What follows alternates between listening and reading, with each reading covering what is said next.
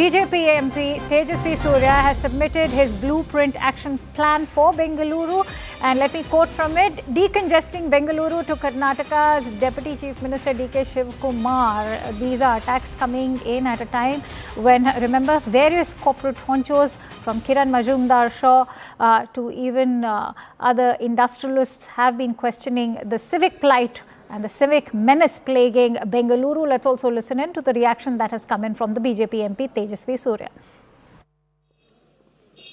Can travel per hour per direction in the tunnel road. But if the same effort is made to build a MRTS or a metro rail project, close to 69,000 people can be transported in the same 1 hour in that direction.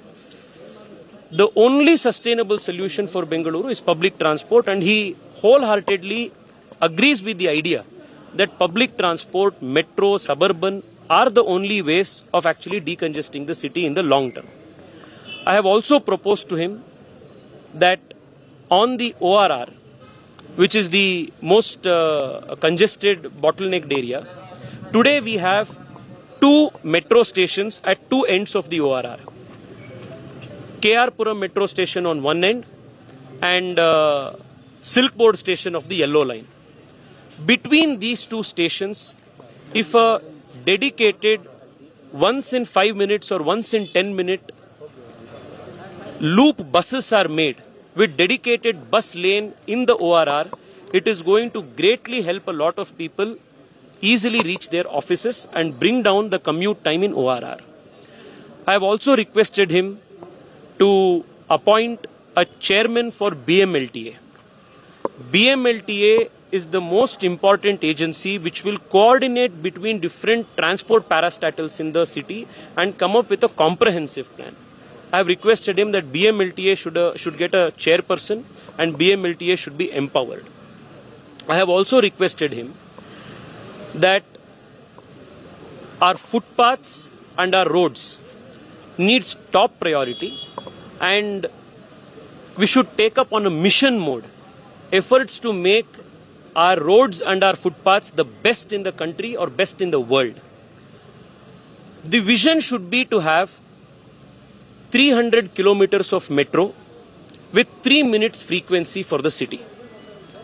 300 kilometers of suburban rail, which will ensure that people will be very easily accessible and affordable. Third, money should be spent on sustainable projects which will give us long-term solutions and not short-term band-aid fixes. Insofar as Lal Bagh is concerned, he once again assured me that in this tunnel project, which I have repeatedly requested him to completely drop in favor of a rail-based transport, he said he will ensure that there is not going to be any damage to Lal Bagh. I have also suggested that there are reports, also told him that there are reports that there may be a commercial establishment that may come up at the Lal Bagh site according to the DPR. He said even that he will ensure that won't come up. But I have in principle told him that our objection to the tunnel project is not just on the basis of environment, but on the basis that money should be spent to move more people, come up with more sustainable solutions.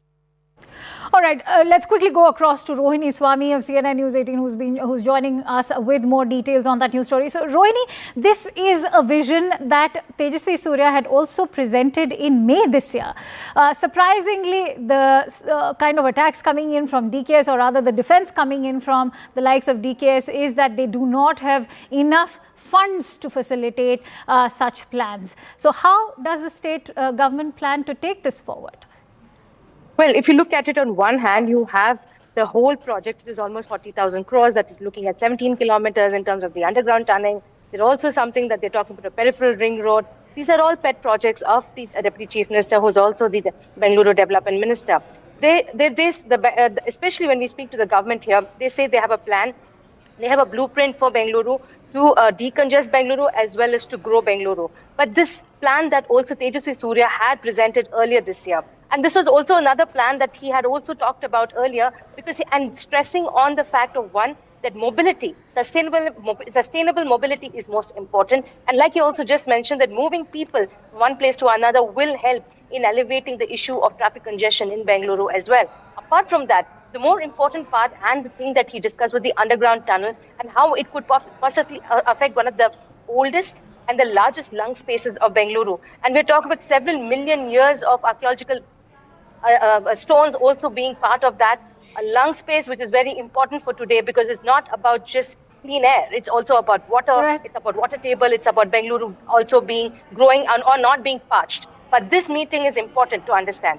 One is that the MP is also presenting his part of what he thinks is his plan or the BJP's plan that for Bengaluru. Congress has said they will look, or DK Shukma said he will look into it. Now we'll have to see whether this is not going to be a Congress versus BJP. This should be a Bengaluru plan, a combined plan to develop and to build the city into a much greater space. Take us through the kind of inputs that have come in, whether it is, say, by the likes of BJP MP Tejasvi Surya or even corporate honchos like Kiran Majumdar-Shaw. They all are collectively pinning a lot of responsibility on the need for better civic infrastructure in terms of roads, in terms of public transportation. The latest coming in from Tejasvi Surya is that there should be a 300-kilometer long stretch of metro transportation with a frequency of 3 minutes each.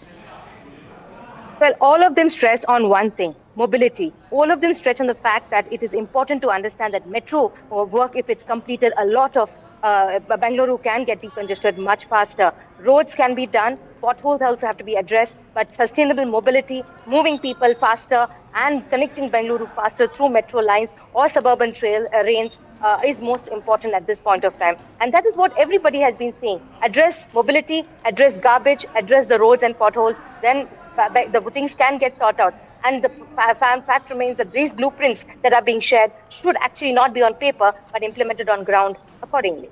You know, it was in August this year that Prime Minister Modi also inaugurated the Yellow Line in Bengaluru. To be precise, it was from RV Road to Bomasandra of the Bengaluru Metro Phase 2 project. So, that kind of accusation coming in from the state government, how much water does it hold that they are not being given adequate assistance from the centre? Well, this is something that we are seeing as a state and centre tussle. There has been delay. There's been no doubt about it. The delay has taken place from the state as well. And in terms of, they say, in terms of DPRs that are being submitted to the centre and the back and forth that takes place. Not just the Yellow Line. The Yellow Line did delay by almost 5 years, but we still see a lot of, in terms of the time taken between the coaches, it still remains around 14 to 15 minutes between coaches. But there are important other lines. The blue line that connects the central part of the city to the airport.